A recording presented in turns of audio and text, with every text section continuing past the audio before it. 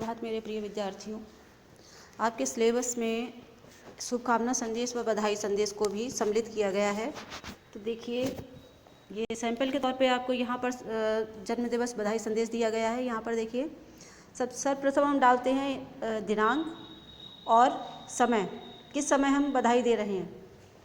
उसके बाद देखिए, यहाँ पर अपना नाम लिखा हुआ है, जिसको हम बधाई देना चाह रहे हैं उसका हमने नाम लिखा है यहाँ पर, और अंत में हम अपना नाम डालते हैं।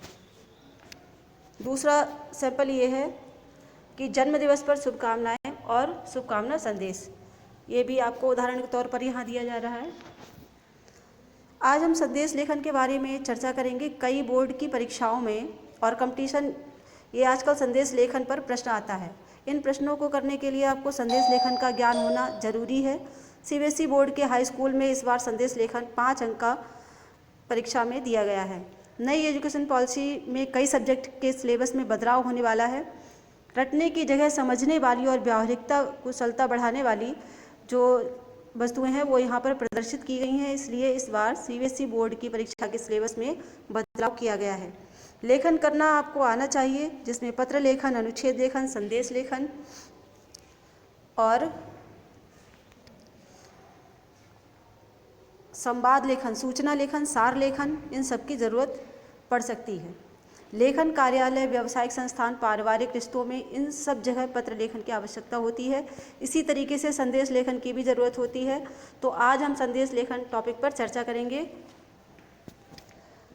संदेश लेखन किसे कहते हैं? जब हम अपनी भावनाओं को कम से कम शब्दों में लिखकर दूसरों तक पहुंचाते हैं तो इसे संदेश लेखन कहते हैं।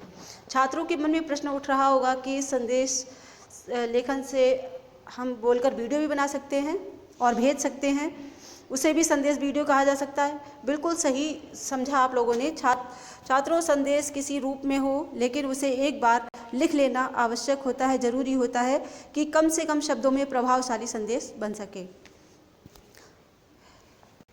तो छात्रों, अब हम संदेश लेखन के बारे में समझेंगे। शुभकामना संदेश निम्नलिखित अवसर पर व्यक्त किया जाता है: जन्मदिवस, परीक्षा में सफलता, प्रतियोगिता परीक्षा में उत्तीर्ण होना, नौकरी प्राप्त करना इत्यादि।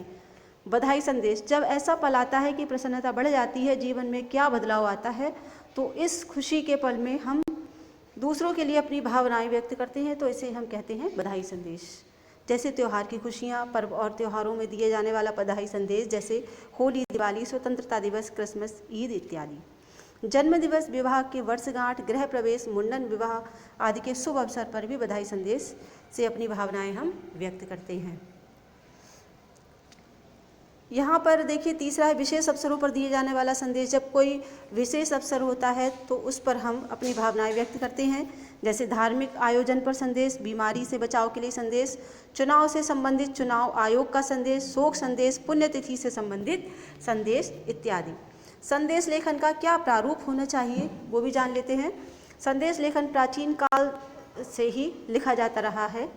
कबूतर के माध्यम से संदेश भी भेजा जाता था प्राचीन काल में। आपने देखा होगा, बहुत सारी ऐतिहासिक पुस्तकों में इनका वर्णन है। आज के मोबाइल युग में संदेश डिजिटल माध्यम से भेजने का चलन बढ़ा है। संदेश पत्रों के माध्यम से भी भेजा जाता है। संदेश चाहे जिस माध्यम में भेजा जाए, लेकिन उसके लिखने का प्रारूप एक जैसा ही होता है। संदेश स्पष्ट, कम से कम शब्दों में और सरल भाषा में लिखा जाना चाहिए। संदेश लिखते समय कागज पर चारों ओर बाउंड्री लाइन बना लेनी चाहिए। इसी बॉक्स में आपको संदेश लिखना होता है। सबसे ऊपर बीच में संदेश का शीर्षक लिखिए, उसके नीचे बाईं ओर तिथि लिखिए और इसी के समानांतर यानी एक सीध में दाईं ओर समय लिखना चाहिए। जहाँ तिथि लिखी है उसके नीचे जिसे संदेश लिखना है उसका संबोधन लिखें, जैसे प्रिय। जो भी आपके मित्र हैं उनका नाम, जिसके लिए भी आप लिख रहे हो उसका नाम लिखेंगे। संबोधन के बाद नीचे संदेश लिखेंगे और अंत में बाईं ओर सबसे नीचे संदेश लिखने वाले का नाम लिखा जाना चाहिए। नीचे संदेश लेखन का फॉर्मेट पर एक उदाहरण दिया है, उससे आपको स्पष्ट हो जाएगी संदेश लेखन कैसे लिखना चाहिए। ये आपको पहले दिखाए जा चुके हैं उदाहरण, उनको देखकर आप समझ लीजिए। और संदेश लेखन आपका 5 अंक का होगा, तो इसको व्यवस्थित करके एक संदेश लिखिए अपने मित्र को जन्मदिन की बधाई देते हुए 30 से 40 शब्दों में। तो आज के लिए छात्रों इतना ही। धन्यवाद।